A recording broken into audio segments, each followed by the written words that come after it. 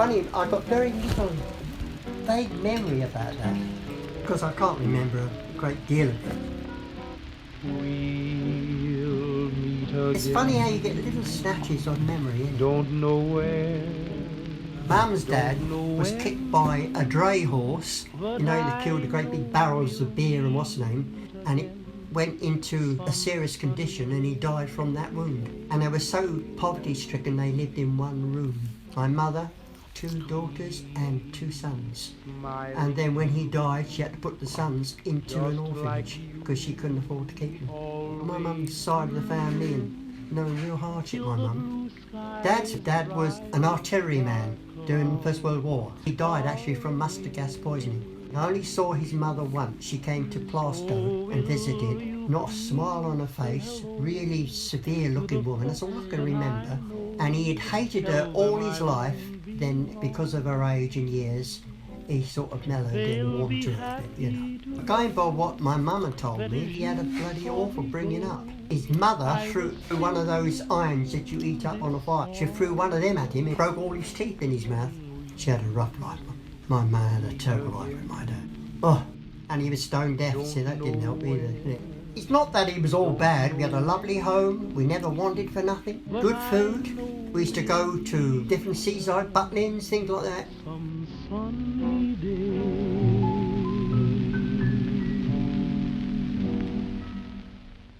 So Mum had 8 children. First of all, she had 2 daughters. Then she had twins, a boy and a girl, and the girl died about 6 months of age, I think it was. That's Ron's twin. And then Alfie was born, and then about 3.5 years, triplets my mum gave birth to. Lily was born first, and I think they nearly lost me. I nearly died at birth. And then the last one to come out wasn't formed. I don't know exactly, but Mum said when she asked what the other child was like, they said, "Never mind you, mother." She said, "Be thankful you've got 2. But that's how they were in those days, wasn't it?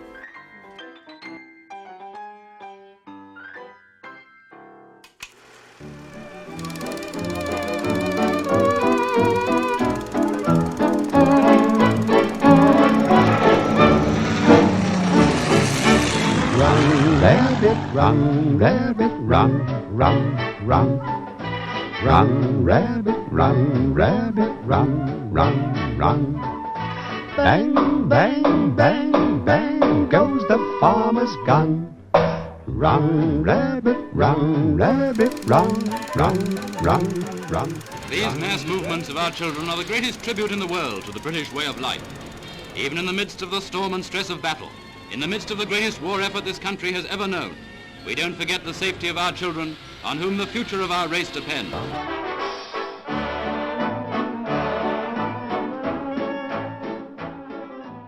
I can remember travelling down on the train and standing with Billy looking out the train window, because I can't remember a great deal of it.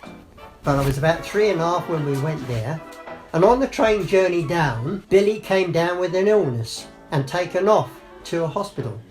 I can remember sitting on this settee as a little boy on my own, because Billy wasn't with me, and I'm told, and I think I still remember that my first meal was fish and chips.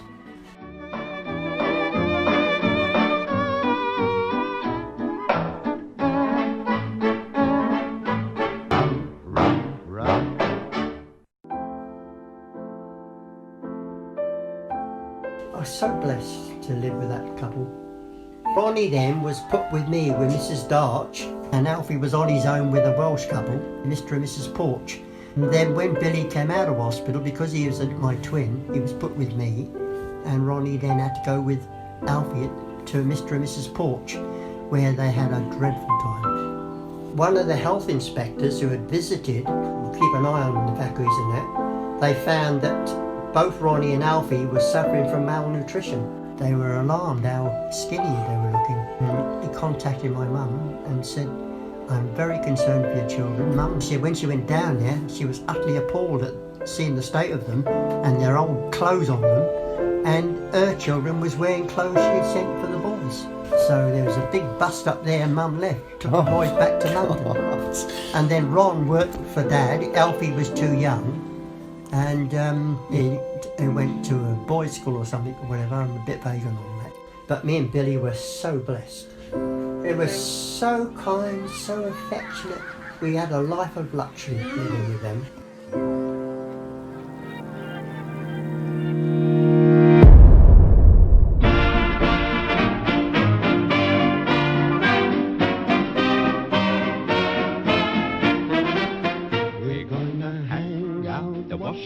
Once the Battle of Britain was over and things weren't as bad as they were previously, we went back briefly when bombing restarted, but I do vaguely remember being there when the bombs were dropping and seeing the planes flying in the sky, and went back to Wales. Whether the weather may be wet or fine, we'll just ride along without a care. We're gonna hang out the washing on the sea. I got called up into the services. Billy went into the RAF and I went with him to Cardiff to have a medical. I failed because of the ears. Billy went in the Royal Air Force, and about 6 weeks, 8 weeks, something like that, a letter came through because I got then the opportunity to take another medical, and I passed the next one.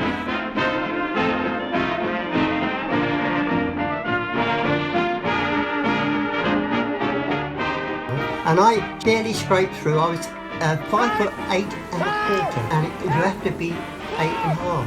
But the regimental sergeant major, he said, "Laddie, come in with us," he says. "We know you're only 8.25, but we'll stretch you that much." He said, "Tom, we're finished with you." And I was in the 3rd Battalion, which is the smallest people. I think it was the most wonderful experience I've had going in the army.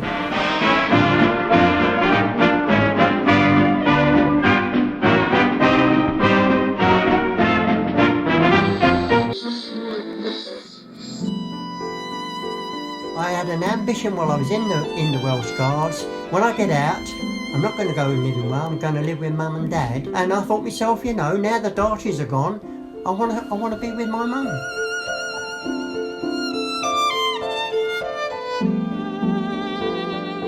Dad had premises in Whitechapel. Jack the Ripper was involved. And Dad had one of those, one up, one down, like a terrorist place. And it was just up in the corner. And he used to write all his invoices, and my job was to type them all out. And when he had money things, I used to take them to the bank. But I hated it. I was doing that for about 2 years, and he was paying me £2 a week. Billy was working around the corner where we lived in Strachan Road, and he was earning £3.10 a week. And I had to give up £1.75 of my money, so you can see how much I had left in my pocket. Nothing. Yeah, we had 4 brothers living in Strachan Road, and if we wanted a bath, we had to pay 2 and 6 to my dad to have a bath. He'd buy a great big huge turkey, and Mum would cook it, and he'd cut it up into sandwiches and take it round the pub. My mum used to call it big-hearted Arthur. He'd go round and offer everybody in the pub sandwiches. Sorry, Dad, I don't mean to put you down, but it's the truth. And the house that we were living in, Strachan Road, he paid £800 cash for that. It was in a bad state because he had to re-roof it, re-tile it, new gutter and everything. The whole grounds he owned, which was a demolished house, he just had the grounds, he had it as a building prison, lock-up. The next turning, that was, next to the pub. Behind Strachan Road, Arbury Road it was called. And he also had a premises near the London Bridge, where he kept all his building materials, because he did a lot of employment around the area. About 17 men working for him at one time. Yes, he had quite a prosperous business, my dad. Never banked, that's how dishonest he was, he never banked any cash, and most of his jobs used to be paid cash. And he had a big safe next to his bed, covered with a cloth, and all the money that he made went in there.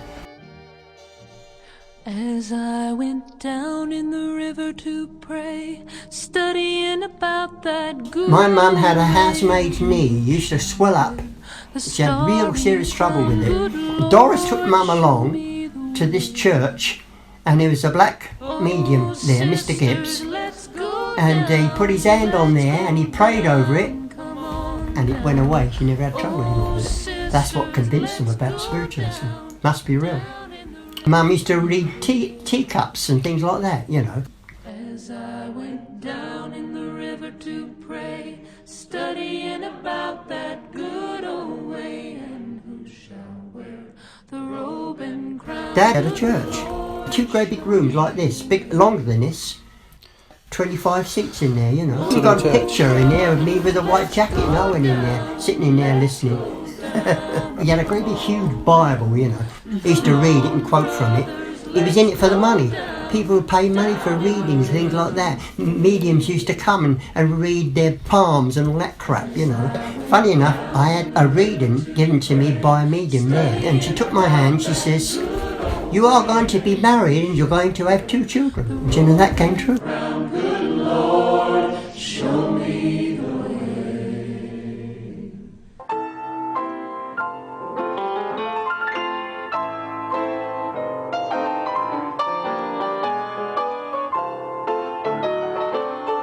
Dad could hear a tune, and he only had to hear it a couple of times and he could play it. And he couldn't read a word of music. And not only did we have a piano in Shrine Road, but we also used to have an organ. Alfie's the same, he can't read music, and yet he plays by ear. Ronnie, my brother, could play a whole range of instruments. Ronnie did read music. He was in the Salvation Army for numerous years. And I was in a band for 4 years, so was Alfie, in the Poplar and Burgeon Silver Band. And I played the trumpet. I was good, I could play and everything, read music, but I've lost it all now. I let it all drop one.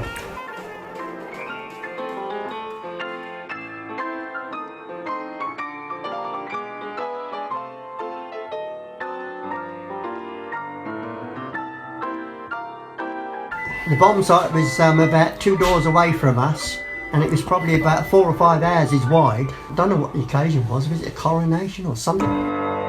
Dad put up a big scaffold platform there. All the street came there and all played. And the old so-and-so, he sent us off to bed. And my mum was absolutely livid, and she came out and really rushed with him. Anyway, we came down and we saw it. You must remember this, a kiss is just a kiss, a sigh. Doris thought the world of my mum. But so did Violet too, they both did. The pair of them, when they were teenagers, they used to stay out late at night, and Dad was very adamant they had to be in by 10 o'clock. Doris especially was so persistent in coming in late. One day he beat her black and blue, and she went to the police and they put him in the cell for the night for abuse of his daughter. But there were a pair of so-and-sos because they both got pregnant out of wedlock. As time goes by.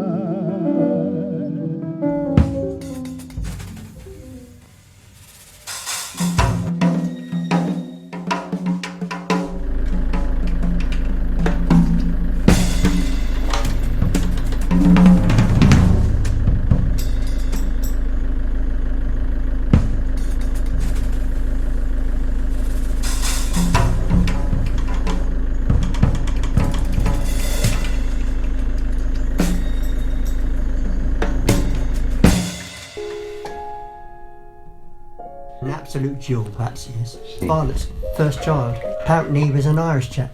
Violet's had a relation with him. I never met him. And then she met Tom Munson, who was a tank driver during the Second World War. Wanted to marry Violet, but he says, "I'll only marry you if you give up Patsy." He didn't want the child. Because it wasn't his. Sad, isn't it?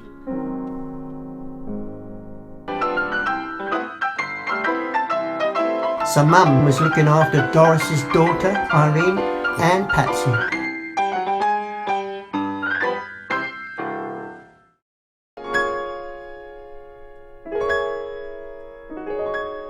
Mum was absolutely drawn to, you know what, she loved grandchildren.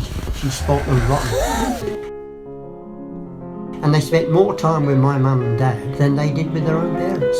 And when they went away to Butlins and different places and that, you know, came along as well, you know. So Patsy thought the world of my mum, you know, and she thought the world of Dad because he spoilt her rotten. He had a relationship with her that he didn't have with his own.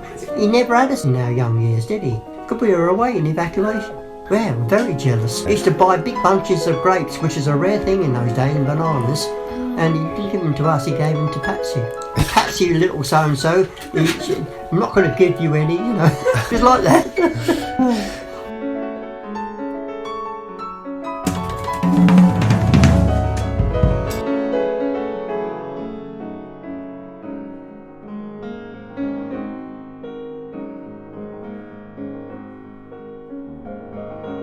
When Dad retired, I went to live with Bill, Cheryl and Doris in Deakins. Irene, their daughter, was a little girl then.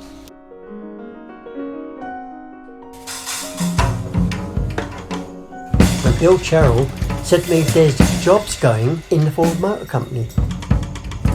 And it was at the time that what's her name was murdered, Kennedy was assassinated. I was in the Ford Motor Company at the time. I bought myself a van. No, I had a car, tell a lie. I had a big gnarly Vanguard, blue and white, that's what I had. I've got pictures of that in my album.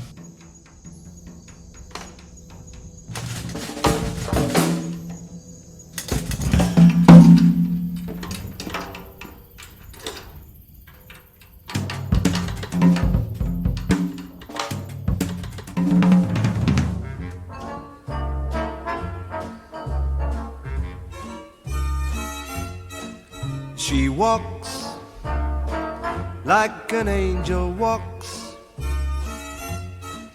She talks like an angel talks. I got on well with Terry. He loved me to bits. He used to phone me, especially when he'd been, Johnny, I love you. I said, I love you too. Terry's mum and dad lived in Old Ford Road, which is not far from Strand Road. That's where Pat and Terry lived, and I used to spend weekends with them. Dear Patsy, she's an absolute jewel. She's been involved with all the grandchildren. Patsy went everywhere with those kids, and they loved her a bit. But Terry did a lot of it with her too, because they were all in tears when Terry died.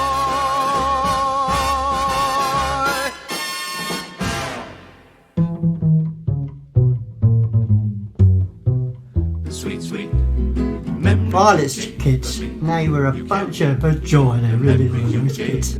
Take one fresh and tender kiss. They really took to me, we just got on well, you know.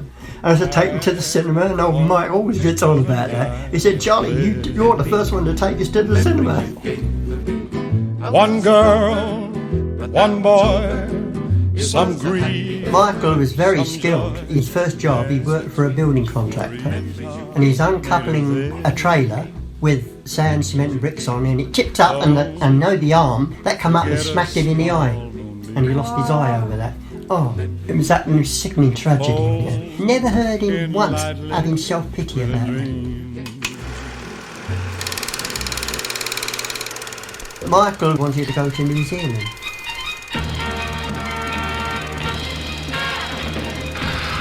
The big jets fly in from all over the world. New Zealand is very much on the route maps of the international airline, a country which is no longer geographically remote. His wife, she was pregnant. She wouldn't go with him. He said, I'll go there and I'll send you. It's a nation which civil aviation has brought to the threshold of the world and his wife. Because then he met somebody else and got married over there. Oh, I love Mike to bits, a lovely guy.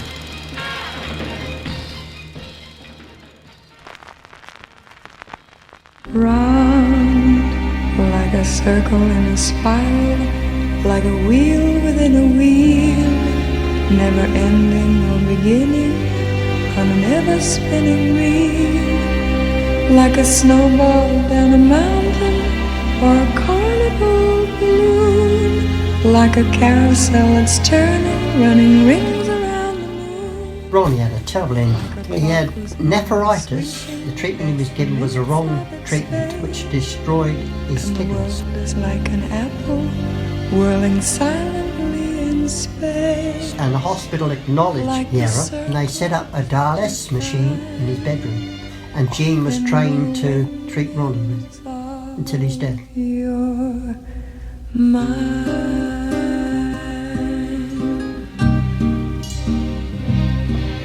Keys that jingle in your pocket, words that jangle in your head.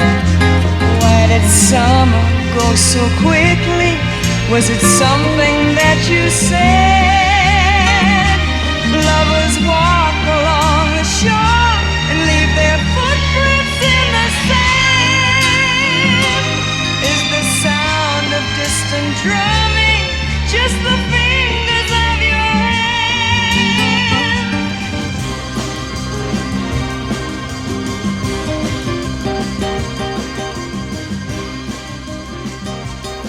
When Dad retired, he moved to Benfleet in Essex.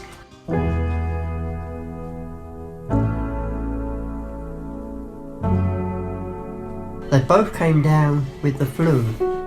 So Mum, she got out of bed, with great difficulty went to the bathroom, and then she fell down and smashed her head against the door. She woke up, black eye now. She crawled to the side of his bed. He said, Bill, help me. He said, fuck off. And she said from that day onwards, that was the end as far as she was going, the end of the marriage, yeah. And she said, I will not even be buried with him, and she wasn't. It's a strange old life, isn't it?